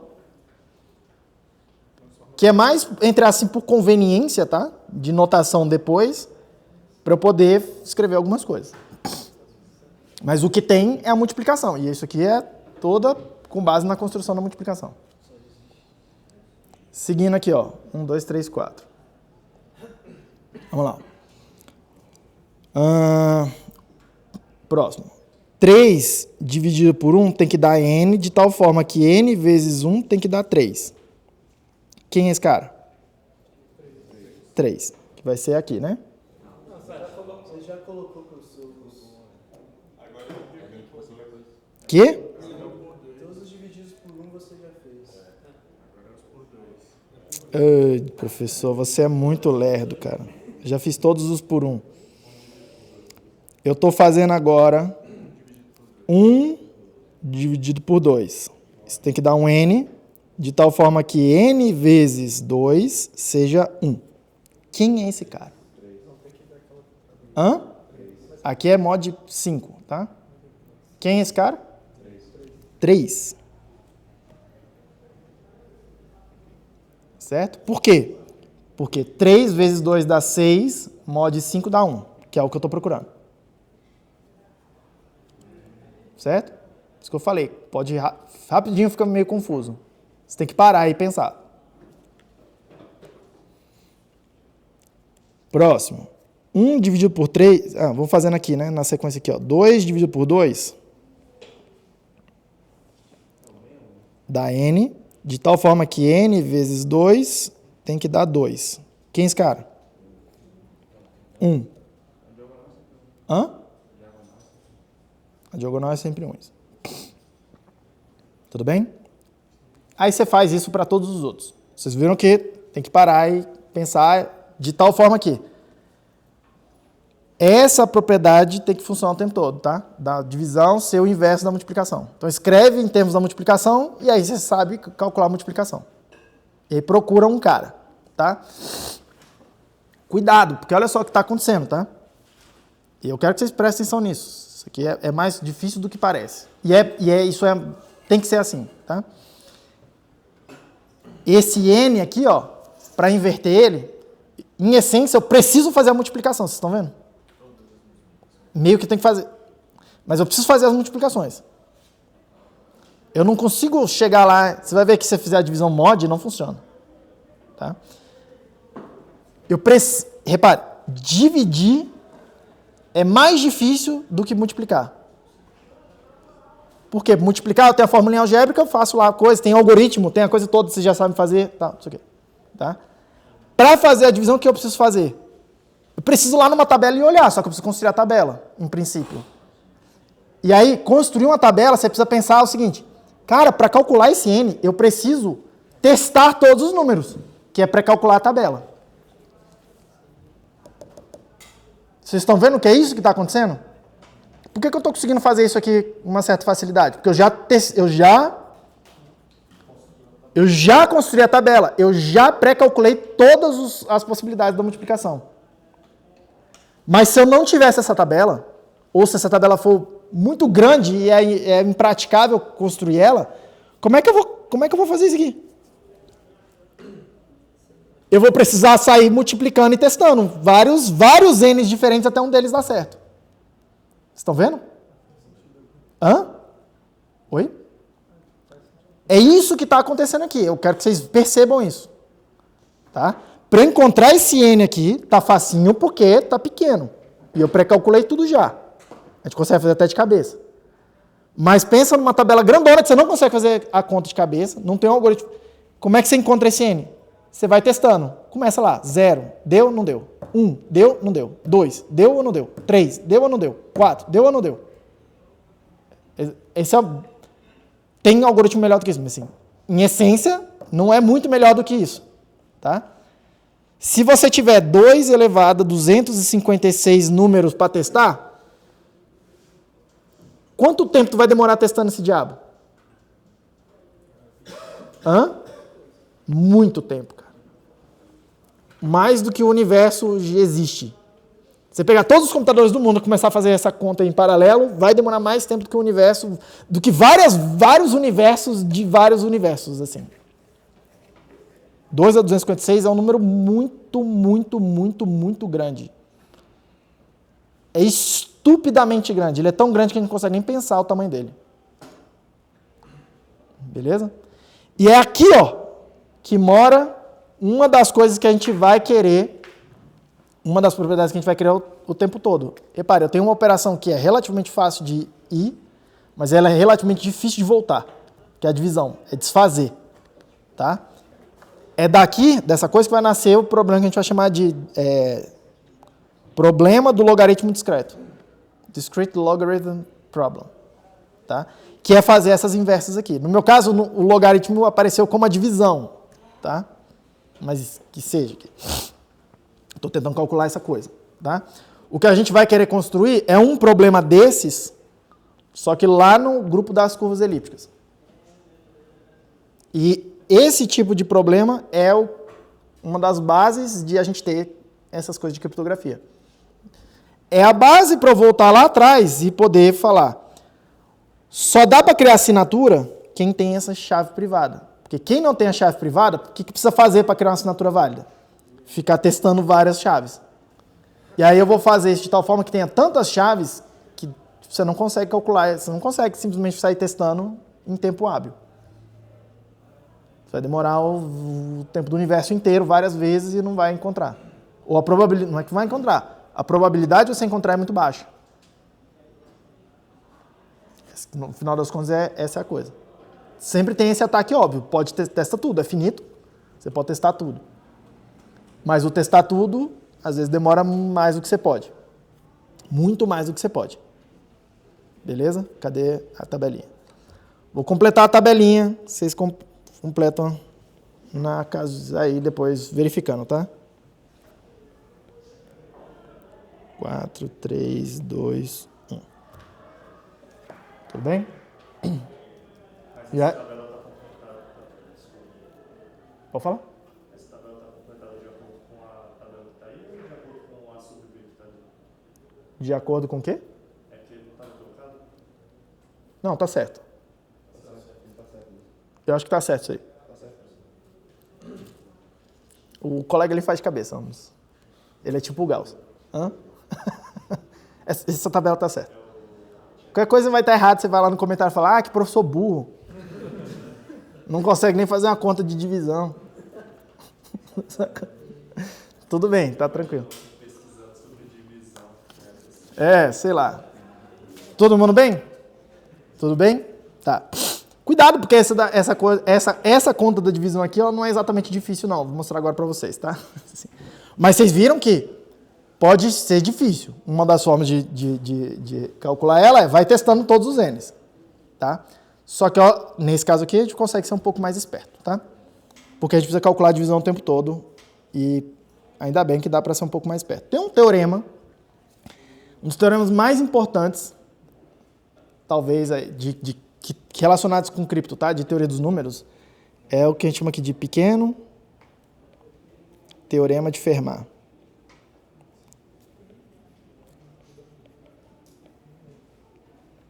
Tem o teorema de Fermat, que demorou aquela coisa, sei lá, séculos e séculos para resolver. Esse não é esse, tá? É outro. Mas tem um pequeno teorema de Fermat que vai falar o seguinte. Ele fala assim pra gente, ó.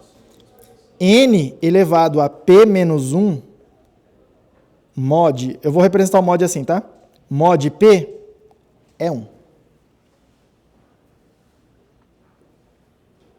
Quando o P é primo. Tá? Eu vou até escrever aqui, ó. Para P primo. Tudo bem? De onde é que sai essa parada? Sai mais ou menos, uma das provas é mais ou menos assim, ó. Enumera os elementos do conjunto, com exceção do zero, que isso tem a ver com a divisão. Tá?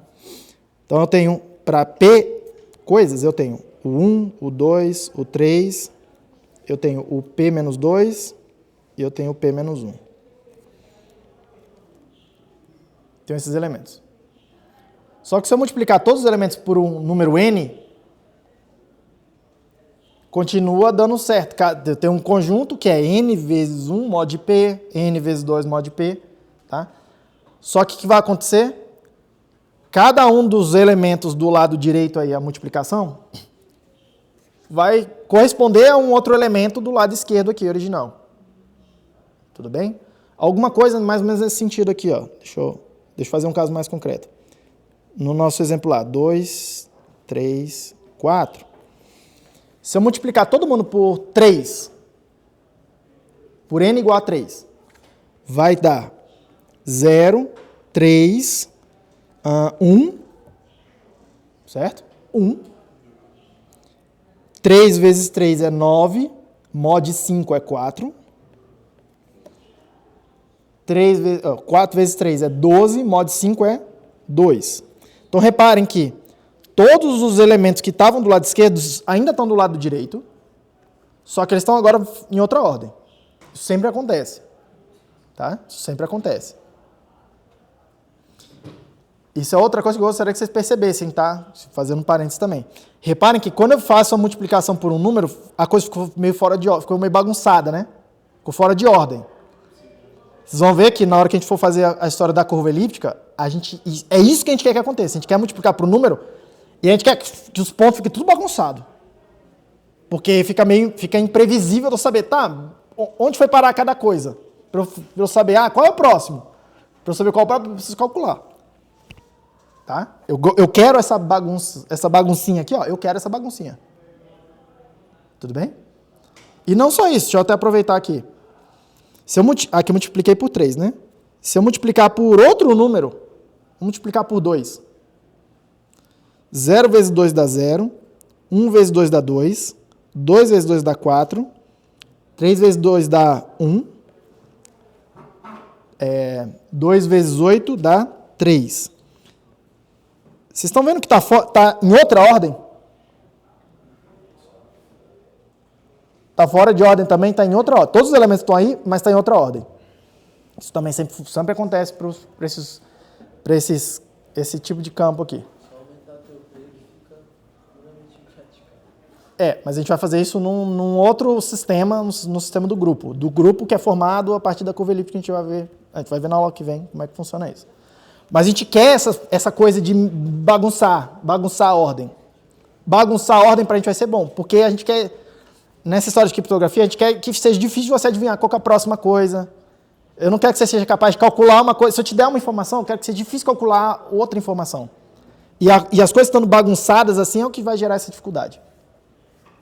Tá? Estou mostrando meio que informalmente essas coisas, né? Mas é daí o feeling de onde sai essa construção essas construções criptográficas.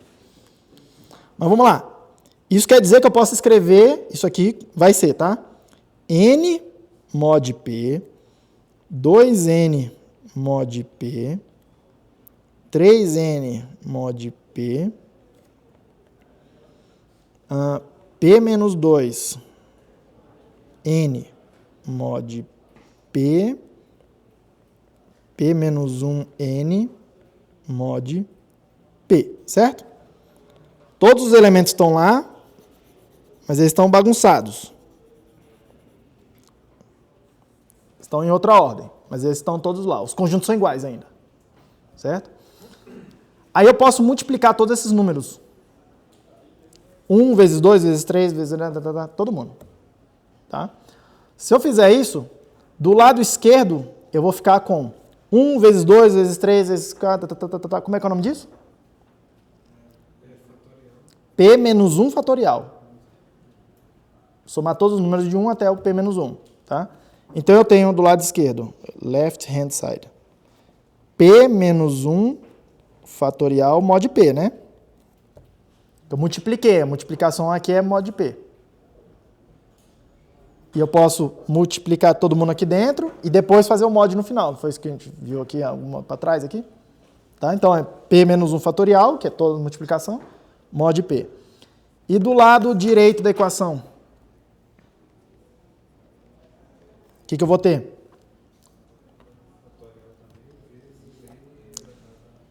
Vocês concordam comigo que vai ser N vezes 2N vezes 3N? Eu posso botar o N em evidência?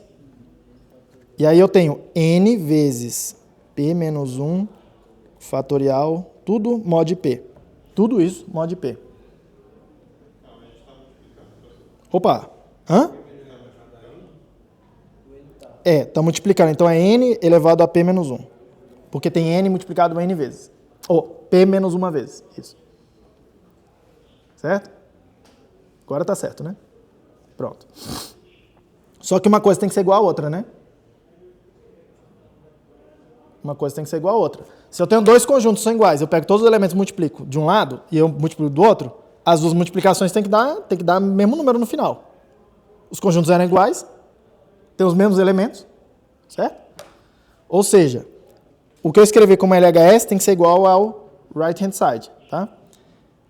P menos 1 fatorial mod P tem que ser igual a N P menos 1 vezes P menos 1 fatorial mod P, tá?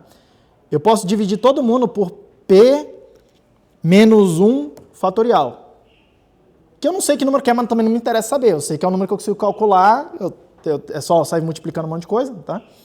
E a gente viu ali que a divisão é mais ou menos bem comportada, né? Mais ou menos não. Ela é bem comportada, tá? De tal forma que eu consigo pegar, fazer a multiplicação, calcular uma inversa e multiplicar. Não preciso, tá? Essa é a ideia de divisão, beleza? Aí eu vou chegar... Pode pensar também que só está Exatamente. Por isso que é a ideia da divisão. Tá? Do lado esquerdo vai dar 1. Estou dividindo pelo número que está do lado esquerdo. Então, isso aqui vai dar N, P menos 1, que é o que está do lado direito. Tá? Que é o que está do lado direito. Eu estou dividindo por isso aqui, do lado esquerdo, do lado direito. Isso aqui vai dar 1. Perdão. Mod P vai dar 1. Todo mundo de acordo? Todo mundo de acordo? Por que isso aqui é importante? Por que isso aqui é importante? Porque eu posso escrever a multiplicação usando, em termos da multiplicação, usando esse teorema. Tá? Vai ficar assim, ó. A dividido por B é a mesma coisa de escrever A vezes a inversa do B, certo? Aí a grande questão é, quem é a inversa do B? Como é que eu faço para descobrir quem é a inversa do B? Tá? Quem é a inversa do B? Eu sei que B elevado a P menos 1 é 1 nesse campo específico aqui. Tá? Eu posso fazer o seguinte, então. Posso falar que B elevado a menos 1 é igual a B elevado a menos 1 vezes 1. Que é o elemento da multiplicação, não é? Essa multiplicação aqui é bem comportada. A multiplicação a gente viu. Tem um elemento 1 que não altera o número. Tá? Só que quem é 1? Não é esse cara aqui, pelo teorema?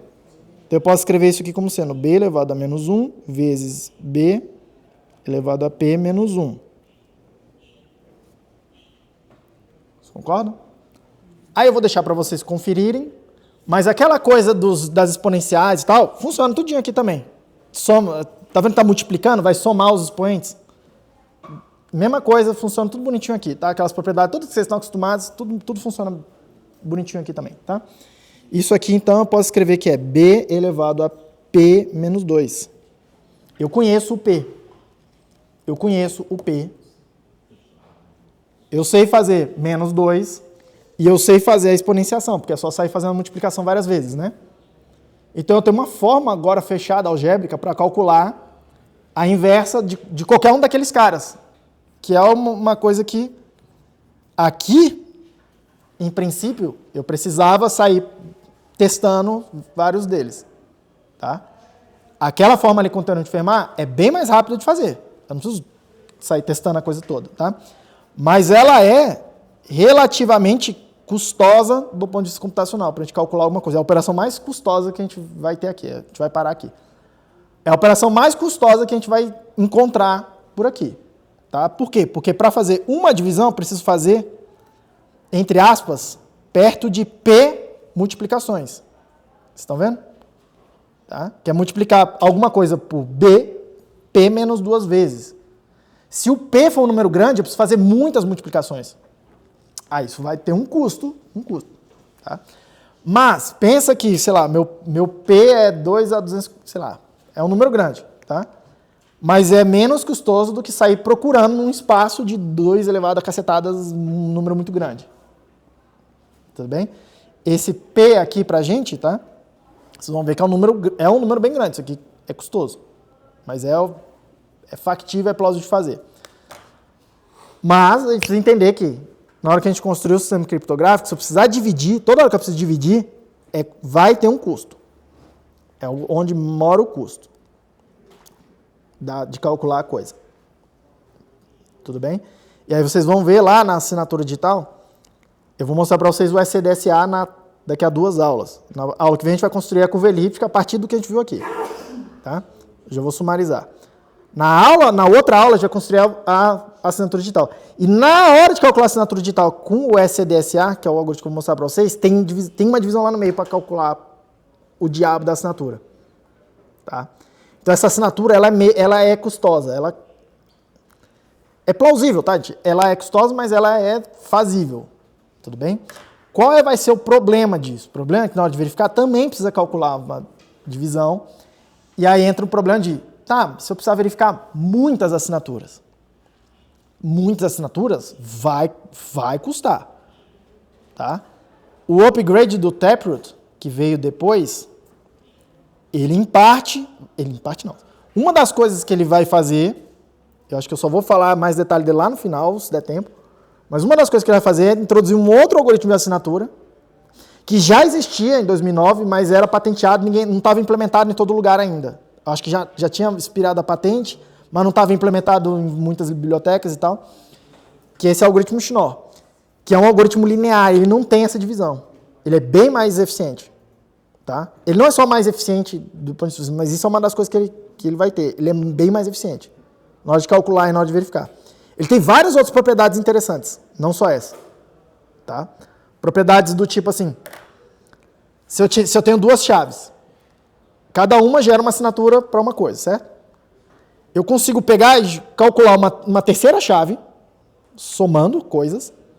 Tenho duas coisas que eu somo, vai virar uma terceira chave, que essa terceira chave assina, e essa assinatura vale a mesma coisa das chaves individuais ali. Tipo, tá? Como se eu precisasse ter das duas chaves individuais ali para... Quase como se fosse uma composição, né? Quase não. É uma composição de chave e vira a composição de assinatura também. É bem linear. Tá? Então tem outras propriedades. Mas no futuro a gente vê o que está acontecendo. Tranquilo? Só para fechar então. Só para fechar, o que a gente tem aqui? O que a gente tem hoje? Tá? Eu tenho isso aqui, ó, essa peça. Eu consigo definir um conjunto numérico, um conjunto, corpo matemático, um objeto matemático, que tem P elementos, eu preciso definir esse P, mas dado um P primo, eu consigo criar já certinho o conjunto, e ele tem essas duas operações, ó, o mais e o vezes, a gente viu como é que calcula elas, mod P, a gente viu conceitualmente, tá? Não como é que são os algoritmos mais eficientes. A gente tem duas operações bem definidas, tá? E elas têm essas propriedades que vão tornar o mais e o vezes bem comportados. Vou dizer que elas são bem comportadas nesse sentido. Elas seguem essas propriedades aqui. Essas propriedades é o que define o campo.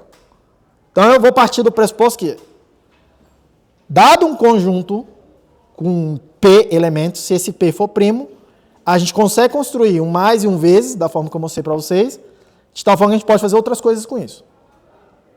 Tá? E repare, o que eu vou fazer na aula que vem? Eu quero mostrar para vocês como é que a gente constrói essa coisa da curva elíptica. Lá na curva elíptica, vocês vão ver quais operações básicas que eu vou fazer. Tá? Mais e o vezes de números. Desses números que a gente acabou de fazer agora. Para quê? Para eu construir outro objeto matemático que tem uma operação de mais. Eu vou definir na aula que vem. Esse mais tem que ter algumas propriedades. Não é o mesmo do campo, tá? Ele vai ter que ter algumas propriedades. E aí eu vou ter um conjunto, que eu vou chamar de grupo, que tem uma operação de mais com algumas propriedades. Ele só tem o mais, ele não tem o vezes. E quem vão ser os elementos desse conjunto? Pontos desta tal curva. Pontos no espaço que seguem uma determinada lógica. E essa lógica é construída a partir dessas operações aqui, de mais e menos aqui embaixo. Do campo. Tudo bem? Eu estou chamando bastante atenção nisso aqui porque rapidamente fica muito confuso, porque vai ter mais de uma coisa, mais de outra coisa, não sei o quê. Onde é que entra cada coisa? Tá? Então, é isso que a gente tem agora e é isso que a gente vai fazer na aula que vem. E na outra aula a seguir, o que a gente vai ter? A gente vai ter um conjunto, que é o conjunto desses tais pontos da curva elíptica, um conjunto que tem a propriedade de mais, com determinadas propriedades. Tá? Tem essa operação de mais com determinadas propriedades. E aí eu vou usar isso para construir esse cara aqui. Ó. Esses caras aqui, ó, o sign e verify, em essência eles vão ser operações de mais com esses pontos. Só que repare, se os pontos da curva são construídos a partir do campo, eu posso usar as operações do campo também ali envolvendo elas. Tudo bem? Então, isso é o que eu vou ter de operações básicas para chegar ali na assinatura e na verificação. Todo mundo bem? Pergunta, filho. A questão, acho que da pergunta inicial dele, daqui, 2 elevado a 256, é um número primo esse número? Não, 2 elevado a 256 é par. Não, tipo, o número que você falou que é próximo de 2 elevado a 256, ele é primo. O número que a gente vai usar é primo. A gente vai usar um número bem grandão, primo. E ele é 2 elevado a 256 menos algumas coisas, e essas algumas coisas são muito menores que 2 elevado a 256. Entendeu? Aí ele é quase 2 elevado a 256 o tamanho do conjunto. Eu não achei essa informação, mas eu vou afirmar pendente de verificação. Ele é o maior primo de 256 bits que tem disponível. Mas eu preciso confirmar essa informação. Ele não é exatamente, eu não sei dizer se ele é o maior, mas ele não é escolhido só pelo fato de ser o maior. Ele é escolhido pelo fato de que tem alguns campos, tem alguns primos específicos que têm propriedades um pouco melhores do que outros do ponto de vista de definir o grupo ali. Tá? Na hora de definir o grupo, eu preciso que o problema, o tal do log discreto, eu preciso que esse problema seja um problema realmente intratável. E aí tem alguns campos que geram grupos melhores do que outros nesse aspecto. Tem alguns parâmetros que eu escolho que eles são mais vulneráveis. Entendeu? Repara que isso aqui é tudo muito algébrico. Se eu descobrir, às vezes, uma formulinha, eu encontro um atalho para fazer uma coisa. Mas esse atalho, às vezes, só funciona para uns números com certas características e não para outros. Aí o que eu faço? Eu jogo esses que tem o atalho, jogo eles fora porque eles não vão me servir. Eu quero achar os difíceis. E aí eu uso os que não se sabe os atalhos. Fala um pouquinho mais alto.